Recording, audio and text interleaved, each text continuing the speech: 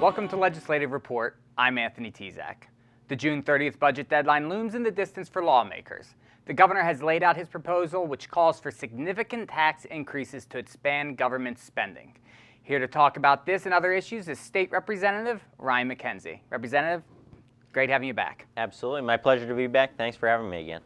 Now, the last time we had you here on the show, the governor had not yet given his budget address. That's been taken care of now. He's outlined his priorities.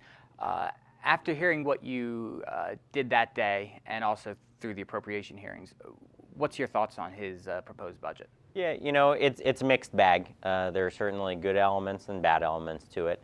The positives are that I think he focuses on priorities that I share, focusing on things like strengthening education, reforming government. There are definitely some positive elements that we can look at. But the overall, the big picture is negative, and it's very concerning for taxpayers. Another priority of mine, the governor has proposed a $4.7 billion tax increase. And I think when we look at our budget here in Pennsylvania, Pennsylvania taxpayers are already overtaxed, and we have data that shows from across the country, Pennsylvanians are the 10th highest tax state in the country when it comes to state and local taxes. So increasing taxes more is not the right answer. It's not the right approach. And I think the governor is headed down a very bad path in his first year here. So hopefully we're going to be able to work through that process as a legislature and hopefully put forward our own budget proposal.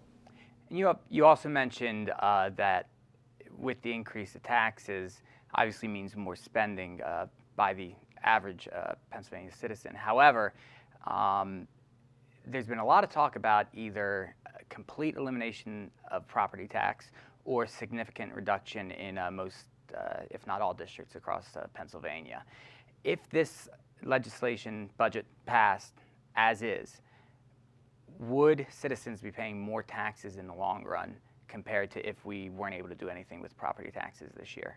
So the short answer is yes, they would, under the governor's proposal, they would be paying more in taxes. Again, $4.7 billion tax increase. That's a 16% increase over the previous year.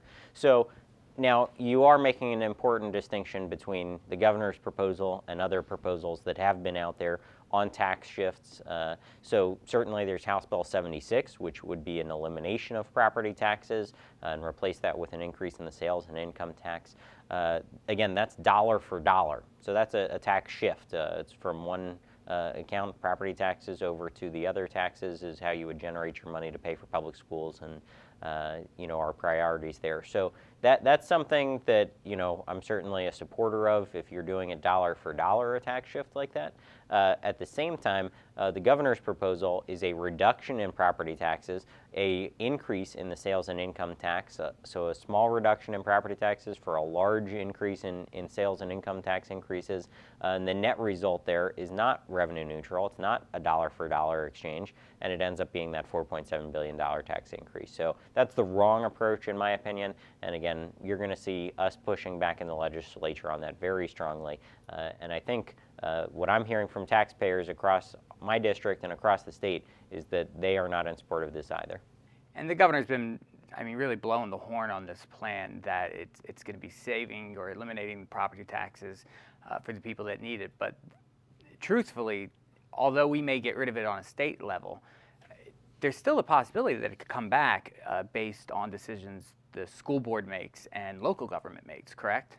Well, again, under the governor's proposal, it's just a reduction of property taxes, and so that is important to note. And I just wanted to pull up some numbers here. We have every school district in the 134th legislative district. Again, some reductions in property taxes, but offset by higher increases in sales and income taxes. East Penn School District, $16.3 million more in taxes. Parkland School District, $21.5 million more in taxes. All of the different school districts in the 134th are ending up paying more. Not a good deal for our district and for taxpayers in our area. And also it should be noted that our priorities, I mentioned one of them is education, and this money, instead of staying in our local school districts, would now be going to Harrisburg and then being distributed across the state. So not only are we paying more in taxes, I'm not sure we're getting the benefit coming back to our school districts, which is what we want. And that's what happens when we pay our local property taxes. At least we know that it's in our school district. We're getting the money for our local communities and for our students. So again, a very different proposal that the governor's laying out here, and very concerning also. And you mentioned the numbers for some of the districts back home. But there is a website that people can go to if they want to learn more about that, correct? Can you tell us a little bit about it? That's correct. So there's a website that the House Appropriations Committee has put together. It's www.taxpayersthatpay.com. Has a lot of great information, and it shows you across the state. The story that I'm telling about our district is shared across the state. I think it's somewhere around 400 out of the 500 school districts would be paying more in taxes than they are currently. And again, there would be some winners there. About 100 school districts would be receiving the bulk of those new taxes. And again, so just not a fair representation of education funding across the state. Certainly wouldn't be beneficial for our area also. So far we've had the governor's budget address, we've had House and Senate appropriation hearings, and we're approaching a June 30th deadline. What is the next step in the budget process? So the next step is that both the House and Senate, they are working on their own proposals for a budget. We'll see who goes first here. Certainly we're going to have a balanced budget that we're going to put forward that's going to not hurt taxpayers. It's going to protect taxpayers. And I do actually believe that we are going to be able to still pass a budget by our constitutionally mandated deadline of June 30th. Now, whether or not the governor signs it, that's a different story. But we're going to meet our constitutional obligation of passing a budget through the legislature by that deadline. And again, it's going to be balanced, protects taxpayers, and focuses on our priorities like education. In the past couple of weeks, there was some positive budget news, however, correct? Yeah, small glimmers of hope out there. When you look at the overall budget, our challenges are that we do have rising pension costs, rising health care costs because of Obamacare. So those things need to be addressed. And what happens is they end up chewing into other government services. And in this case, actually leaves us with a $1.5 billion deficit heading into next year, or projected deficit. And so that's a real challenge for us in our budgeting process. The good news that you're talking about is we are seeing the economy turning around. Revenue projections are better than anticipated, at least. So we're starting to close that gap a little bit, but again, still a pretty significant deficit that we're facing. And so we're going to have to do some difficult budgeting work here in the coming months. Now, we've been talking about a lot of the budget, and I know that obviously is a big focus for you. However, even though we're only 5 months into the new session, you've been pretty busy.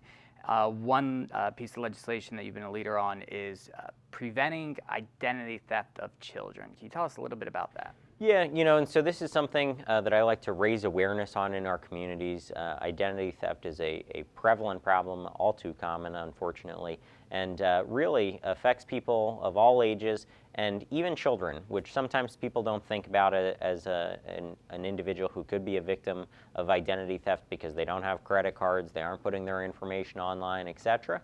But unfortunately, it's all too common, and it goes undetected for long periods of time because they aren't checking their credit or applying for a credit card or a loan for school or for a mortgage or anything like that. So what happens is somebody will end up stealing their Social Security number, using their information for years. It can go undetected.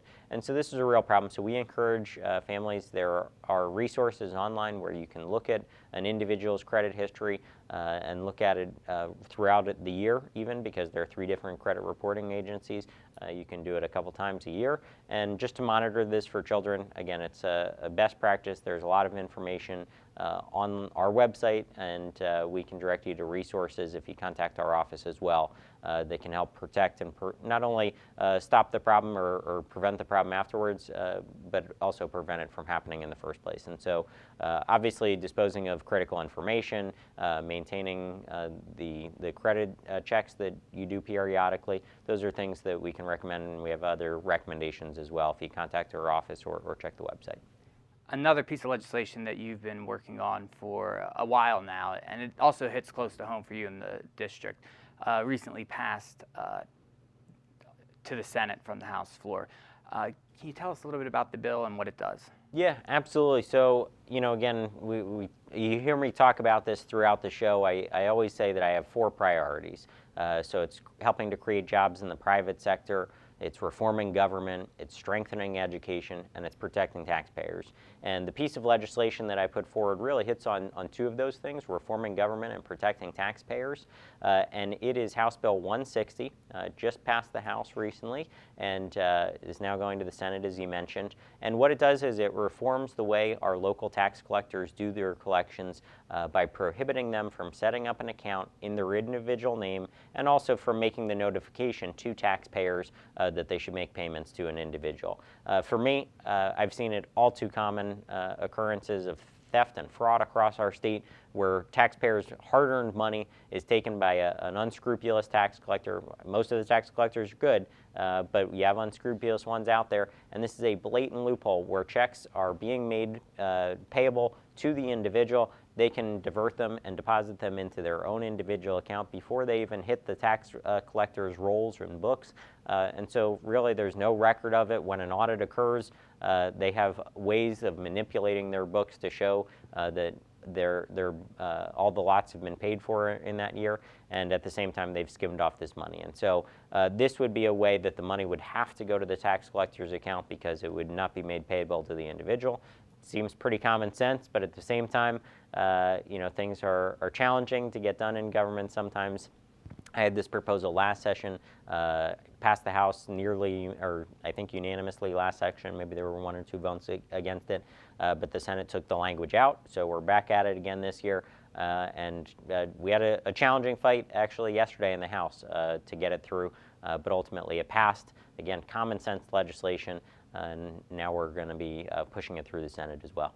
And we only got about under a minute left, but I did want to touch on, you mentioned it was a little bit challenging on the House floor. After the bill was voted, passed by an overwhelming majority, the Democrat leadership decided to try and bring the bill back to second consideration to introduce an amendment. What happened there, and why did they wait so long to try and do a maneuver such as that? They're trying to address an issue that they see it's a different part of the statute, the Tax Collectors Act, so it's in a totally different section of the law, unrelated to my legislation.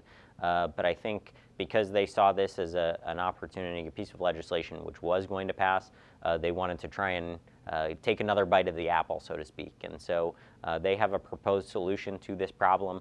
I've told them many times I was happy and willing to work with them, but at this point in time there was really no well thought out or formulated solution to the problem, and so they were trying to just throw something on at the last minute in a last-ditch effort to try and get something, and they were trying to slow up the whole process and the very good fraud protections that we were going to put in place for this other idea. And so ultimately we were able to defeat that, but at the same time I again am interested in working with them to come up with the right solution to this problem, and so we'll certainly go back to the table and work on that in another piece of legislation. I think you explained it well there. I mean, just because the legislation passed doesn't mean that in the future there can be more changes made to it.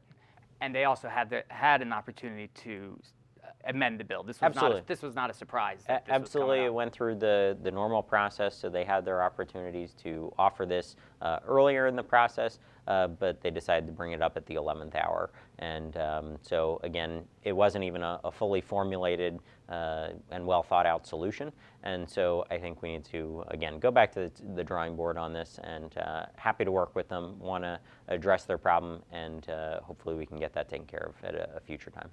All right, well, Representative Mackenzie, thanks for joining us. Congratulations on the bill, and good luck in the next couple of months. It should be interesting around here. Thank you. If you have any questions about what you've just seen or any other state government-related matter that Representative Mackenzie can help you with, please feel free to contact him. His information will be on the screen in just a moment. That's all the time we have for today. Thanks for watching, and please join us again for Legislative Report.